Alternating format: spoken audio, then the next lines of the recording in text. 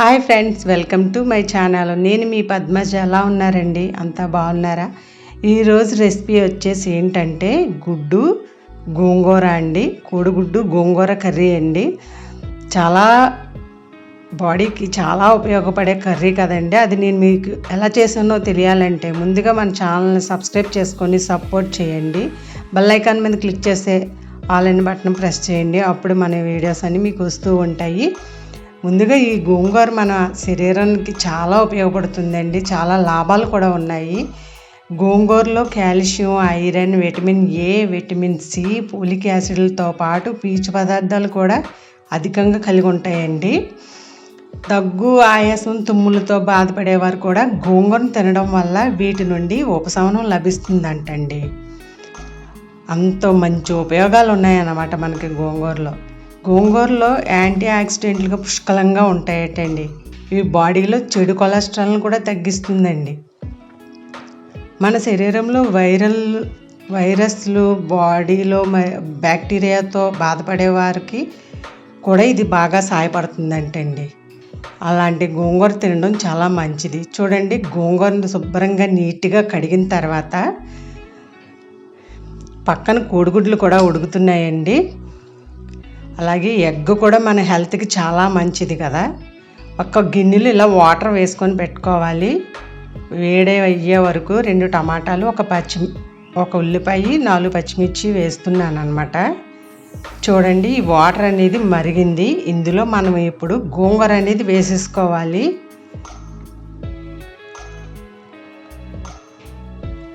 గోంగూర అనేది మొత్తం ఇలా వేసేసుకోవాలండి వేడి నీటిలో. అంటే ఎందుకు ఇలా వేస్తున్నాము అంటే ఉడికించడానికి కూడా వేస్తాము, కానీ ముందు ఒకసారి వేడి నీళ్ళలో వేసి ఇది కొద్దిగా ఆకంత నీటిలో బాగా మునిగిన తర్వాత, అదే నీటిలో వేసిన వెంటనే, వేడి నీళ్ళలో వేసిన వెంటనే అది మెత్తబడిపోతుంది కదండి. అలా మునిగిన వెంటనే కాసేపు అలా ఆ నీటిలో ఆకు అనేది కొద్దిగా సేపు మరగనివ్వాలన్నమాట. వాటర్తో పాటు దానిని, ఆకుని కొంచెం ఉడకనివ్వాలి. అంటే అందులో పసర కోసం అండి. ఆ వాటర్ అనేది తీసేసుకుంటే కూర రుచి అనేది బాగుంటుందండి. చాలామంది ఏంటంటే వాటర్లో వేసి ఉడికించేస్తారు, కానీ అలా కాకుండా ఉడికించడానికి ముందు కొంచెం వేడి నీళ్ళలో వేసేసి ఆ వాటర్ అనేది తీసేస్తే పసర వాసన అనేది పోతుందండి. అప్పుడు మళ్ళీ కొంచెం వాటర్ వేసుకొని అప్పుడు గోంగూర అనేది ఉడికించుకోవాలి. మనం చాలా ఈజీగానే ఉడికిపోతుంది కదండి గోంగూర. ఆకులు కదండి, వెంటనే వాటర్లో వేయగానే పసర అనేది కూడా వచ్చేస్తుంది. అది మనం తీసేసుకొని గోంగూర ఉడకబెట్టుకుంటే చాలా బాగుంటుంది అన్నమాట.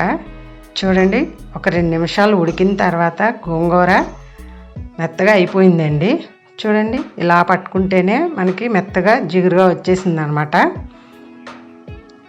చూసారా, ఇప్పుడు ఉడికిపోయిందండి గోంగూర అనేది. ఇప్పుడు స్టవ్ ఆఫ్ చేసుకొని ఇది పక్కన పెట్టేసుకుందాము. ఎక్కువసేపు ఉడికించాల్సిన అవసరం ఉండదు కదండి గోంగూర అనేది. నాకు కొంచెం హెల్త్ ప్రాబ్లం ఉందండి, వాయిస్ చేంజ్ అయిపోయింది జలుబు దగ్గు వల్ల. ప్లీజ్ ఫ్రెండ్స్, అర్థం చేసుకోండి. ఇవి ఎగ్ చూడండి, ఎగ్ ఒలిసిన తర్వాత, ఉడికిపోయాక పీల్ తీసేసిన తర్వాత ఇలాగా అదే దాంతో డాట్లు పెట్టుకోండి. అలాగే 2 టమాటాలు కూడా ముక్కలు కట్ చేశాను అనమాట. ఇప్పుడు స్టవ్ వెలిగించి కళాయి పెట్టుకొని ఆయిల్ వేసుకోవాలి. ఆయిల్ వేసిన తర్వాత ఆయిల్ హీట్ అయిపోయాక పసుపు వేసుకొని అలాగే ఎగ్ కూడా వేసేసుకొని ఫ్రై చేసుకోవాలి. ఎగ్ ఫ్రై చేసేటప్పుడు హై ఫ్లేమ్లోనే పెట్టుకోండి ఫ్రెండ్స్. మీడియం కానీ లోలో పెడితే అంటికిపోతుంది. హైలో పెట్టి వేయిస్తేనే మనకి బాగా వేగుతాయి అన్నమాట గుడ్లు అనేవి. చూసారా, ఇంక ఎగ్తో ఉపయోగాలు అంటే ఇంక అందరికీ తెలిసిందే కదండి. ఎగ్గు 2 కలిపి చేస్తున్నాను, గోంగూర ఎగ్గును. ఎగ్ ఫ్రై అయిన తర్వాత తీసేసుకొని ఇందులో పచ్చిమిర్చి, ఆనియన్ వేసుకొని ఫ్రై చేసుకోవాలి. అవి ఫ్రై అయిన తర్వాత టమాటా ముక్కలను కూడా వేసేసుకుందామండి. చిన్న ముక్కలుగా కట్ చేసుకోవాలి. చూడండి, టమాటా ముక్కలు మెత్తబడడానికి మూత పెట్టి ఒక 2 మినిట్స్ మగ్గనిద్దాము. ఇప్పుడు ఈ గోంగూరలో ఉప్పు వేసుకొని దీన్ని కొంచెం మెత్తగా చేసుకోవాలన్నమాట. అంటే ఆల్రెడీ మెత్తగానే అయిపోయింది, కానీ మొత్తం ఇంకా కొంచెం అక్కడక్కడ ఆకుల్లా అది ఏమన్నా ఉంటుంది కదండి, ఆకు తాలూకు ఏరులాగా ఏదో ఉంటుంది కదా, దాన్ని మెతకడం అనమాట. చూడండి టమాటా అనేది మెత్తబడిపోయింది. ఇందులో ఉప్పు కారం 1 స్పూను ఉప్పు, అలాగే కారం కూడా వేసాను, 1 స్పూన్ కారం కూడా వేసాను. ఉప్పు మీ ఇష్టం అండి, రుచికి తగినంత, ఎందుకంటే ఆల్రెడీ గోంగూరలో వేసాం కాబట్టి. ఇప్పుడు కలిపి ఎగ్ కూడా వేసేసి కలిపిన తర్వాత వాటర్ వేసి కొంచెం ఉడకనిద్దామండి. టమాటానా ఉల్లిపాయ ఉడకాలి కదా. చూడండి 2 మినిట్స్ బాగా ఉడికిపోయిన తర్వాత ఇప్పుడు ఇందులో మనం గోంగూర అనేది వేసేసుకోవాలి ఫ్రెండ్స్.